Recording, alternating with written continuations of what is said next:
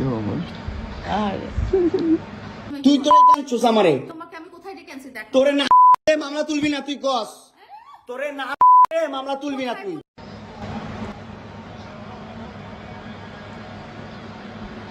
আমি আজকে একটা সত্যি কথা বলি, সে আমার পেটে লাথি মেরে আমার বাচ্চা অ্যাবর্শন করে দিয়েছে।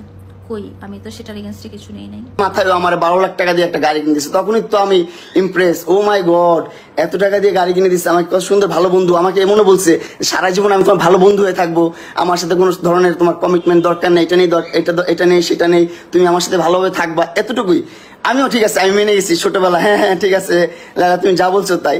কিন্তু এখন দিন শেষে এসে যখন আমি আমার মতো মুভ অন করতে গেছি, তখন দেখি ও আমাকে মামলা মোকদ্দমা দিয়ে এটা ওইটা সেটা করে ক্ষমতার অপব্যবহার করে আমার জীবনটা হেল করে দিছে ভাই, নষ্ট করে দিচ্ছে জীবনটা ভাই।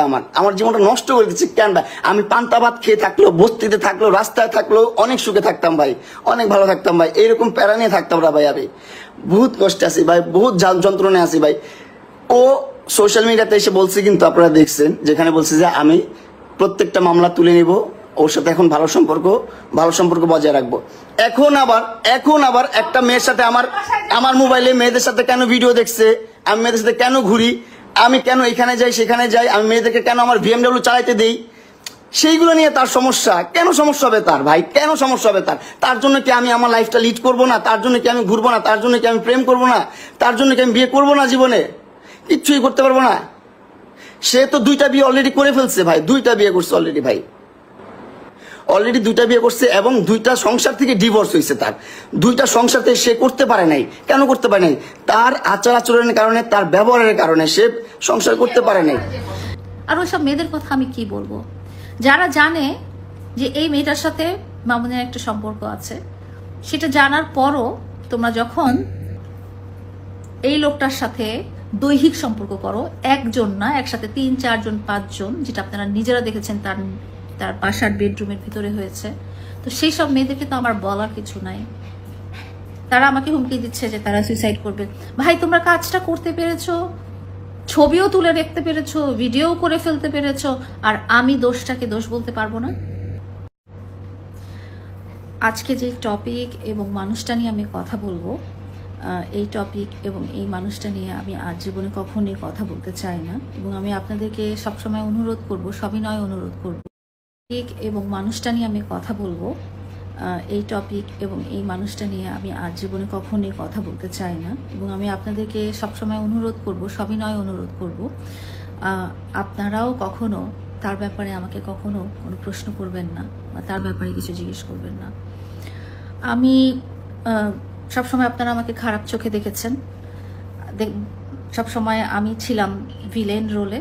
আমি একটা কথা বলে দিই, একজন অ্যাডাল্ট মানুষকে জোর করে কারো বাসায় এনে রাখা যায় না, একটা অ্যাডাল্ট মানুষকে জোর করে কোনো সম্পর্কে নিয়ে যাওয়া যায় না। সে একজন অ্যাডাল্ট মানুষ, সে নিজে ইনকাম করে, তার ব্যবসা আছে, তার ফ্যামিলি সে পালন করে। তো আমি যেটা বলতে চাই সেটা হচ্ছে যে আমাকে খুব খারাপ বানানো হয়েছে, সব সময় হচ্ছে এবং ফিউচারেও হবে। কারণ কি জানেন? কারণ হচ্ছে কোনো ভালো ব্যাপার না। কারণ হচ্ছে আমি তাকে নেশা করতে মানা করি, আমি তাকে মদ খেতে মানা করি, আমি তাকে মেয়েদেরকে নিয়ে নষ্টামি করতে মানা করি। এই 3টা কারণে কিন্তু 2023 সালে আমার উপরে অ্যাটাক হয়েছিল, আমাকে চেষ্টা করা হয়েছিল, এবং এই 3টা কারণেই কিন্তু আজকের এই ঘটনাটা, যেটা চাক্ষুষ প্রমাণ আপনারা দেখেছেন। এই ঘটনাটা আমি আজকে জানতে পারিনি। তার খুব কাছের মানুষ তারা আমাকে গত শুক্রবার ভিডিও সহ প্রমাণ দিয়েছে, কারণ আমি তাকে অন্ধের মতো ভালোবাসি, অন্ধের মতো বিশ্বাস করতাম, এবং অন্ধের মতো সে আমাকে যা বুঝাতো, সে আমাকে বলতো যদি এটা ডান দিক, আমি বলতাম এটা ডান দিক, সে যদি বলতো এটা বাম দিক, আমি বলতাম এটা বাম দিক। তার কাছে আল্লাহ তাআলা, আমার কাছে আল্লাহ তাআলার পরেই আমি তাকে বিশ্বাস করতাম। তাকে আমি কতটা ভালোবাসতাম, কতটা ভালো রাখার চেষ্টা করতাম, কতটা সুখী রাখার চেষ্টা করতাম, এবং তাকে কতটা প্রায়োরিটি দিতাম, এটা আমার কাছের মানুষজন জানেন, আপনারা হয়তো জানেন না। তার কাছে আমি সারা জীবন কমপ্লেনই পেয়ে এসেছি, যখন আমি তাকে বাড়িটা দিতে রাজি হইনি। তো যাই হোক, সে আমার কাছ থেকে মুক্তি চেয়েছে, সে মামলাগুলো থেকে মুক্তি চেয়েছে। কোনো মামলা তো অপরাধ না করলে মামলা হয় না, অপরাধ করার পরে, অপরাধ প্রমাণিত হওয়ার পরেই তো মামলাটা হয়। এবং তার ক্ষেত্রে সবগুলো মামলাতে অপরাধ প্রমাণিত হয়ে বিচার কার্য পরিচালনা করার নির্দেশনা আদালত দিয়েছেন। এখানে আমি কেন? আইন সবার জন্য সমান, এখানে তার জন্যও সমান হবে, আমার জন্যও সমান হবে। এবং তার অপরাধগুলো কি? তার অপরাধগুলো ফিজিক্যাল অ্যাসল্ট, তার অপরাধগুলো হচ্ছে নারী রিলেটেড, মাদক রিলেটেড। কোনো তো ভালো কাজের জন্য আমি তাকে তো কখনো বাধা দিইনি। সে একটা ভালো ভিডিও করবে, সে একটা ভালো মিউজিক ভিডিও করবে, সে একটা সিনেমা করবে, বা সে একটা বাড়ি বানাবে, সে একটা গাড়ি কিনবে। কোনোদিন কি দেখেছেন যে আমি তাকে সেসব কাজে বাধা দিয়েছি? বরং আমি তাকে উৎসাহ দিয়েছি। মাত্র 2 দিন আগে কিন্তু আমরা একটা প্রেস কনফারেন্স করলাম, যেখানে আমি বলেছি, নিজে বলেছি যে মামুন, তুমি যখন বিয়ে করবে তোমার সব কিছু আমি করে দিব। বিয়ে একটা পবিত্র জিনিস, বিয়ে আল্লাহ তাআলা দেওয়া বিধান। তুমি যখন বৈধ স্ত্রী গ্রহণ করবে তখন সব জিনিস আমি তোমাকে করে দিব। কেন বলেছি? কারণ আমি চেয়েছি, মামুন সবসময় চেয়েছি, সে যেন ভালো ভালো পথে চলে, সে যেন সুন্দর পথে চলে, সে যেন সুস্থ পথে চলে, সে যেন আল্লাহর দেওয়া বিধান পথে চলে। সে দুপুরবেলা জুম্মার নামাজ পড়ে তারপরে যদি ফেরার পথে গাঁজা খেতে খেতে লাইফ করে, সেটা তো বিধানের পথে হলো না। এবং তার সাথে আমার কনফ্লিক্ট শুধু এই ব্যাপারগুলোতেই। এবং আপনাদেরকে আমি প্রমিস করেছিলাম যে কোনো ব্যক্তিগত ব্যাপার আমরা আর আপনাদের সামনে আনবো না, শুধু আমাদের কন্টেন্ট দেখবেন, আমাদের ভিডিও দেখবেন। কিন্তু আজকে যেটা করলো সেটা হচ্ছে অনাকাঙ্ক্ষিতভাবে, আমি খুব প্রাইভেট মোমেন্টে আমার বেডরুমের ভিতরে শুয়েছিলাম, সে আমার বাসায় অনুপ্রবেশ করে সে 4-5টা লাইভ তার পেজ থেকে করে ফেললো। এবং অদ্ভুত, একটা মানুষকে তো আমি বাইক দিয়ে জোর করে আমার বাসায় নিয়ে আসতে পারবো না, এটা তো খুব সাধারণ কথা। আর তাকে আমি লোক দেখাবো কি?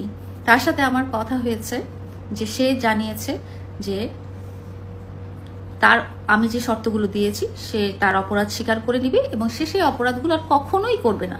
কিন্তু দেখা গেছে গত 10 দিনে সে সেই অপরাধগুলো বারবার করছে।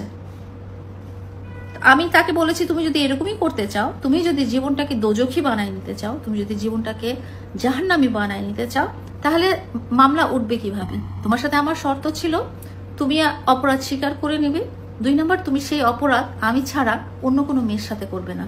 কিন্তু দেখা গেছে যে অন্য একটা মেয়ে না, একসাথে 4-5টা মেয়ের সাথে সে সেম অপরাধ করে বেড়াচ্ছে। এবং সবগুলোর প্রমাণ সহ আমি আপনাদেরকে দিয়েছি, একটাও এডিটেড না, একটাও এআই দিয়ে ক্রিয়েট করা না। এবং সে কি করছে জানেন? সে আমার সাথে এআই দিয়ে এডিট করে একজন ডিবি প্রধানের ছবি লাগিয়ে জানিয়েছে আমি নাকি মেয়েদের সাপ্লাই দিতাম। আমার ব্যাকগ্রাউন্ড সম্পর্কে কি ওকে নতুন করে বলতে হবে? আমি টিকটকার না, আমি বস্তি থেকে উঠে আসিনি। দুর্ভাগ্যক্রমে বস্তির একটা ছেলে আমার মায়া, আমার ভালোবাসা, অ্যাটেনশন নিতে পেরেছিল বলে আজকে আমি তাকে ভালো রাখার চেষ্টা করেছিলাম। এবং সে সবসময় বলেছিল যে লায়লা আমাকে মুক্তি দাও, লায়লা আমাকে মুক্তি দাও, আমাকে মামলা থেকে মুক্তি দাও। আমি সেই মামলা, আমার সাথে এত বড় অপরাধ করার পরও আমি সেই মামলা থেকে মুক্তি দিয়েছি। ইভেন আজকে তাকে ফ্ল্যাট কিনে দিতে হবে, বাড়ি কিনে দিতে হবে, উলুখোলায় জমি কিনে দিতে হবে, সেই জন্য সে সকালবেলা এসে হাজির হয়েছে, তাকে নিয়ে যেতে হবে। আমার কথা হলো, তোমাকে আমি একটা সুন্দর জীবন দিব, তোমাকে সবই সাপোর্ট দিব, কিন্তু তুমি এই নষ্টামিগুলো কেন কন্টিনিউ করছো?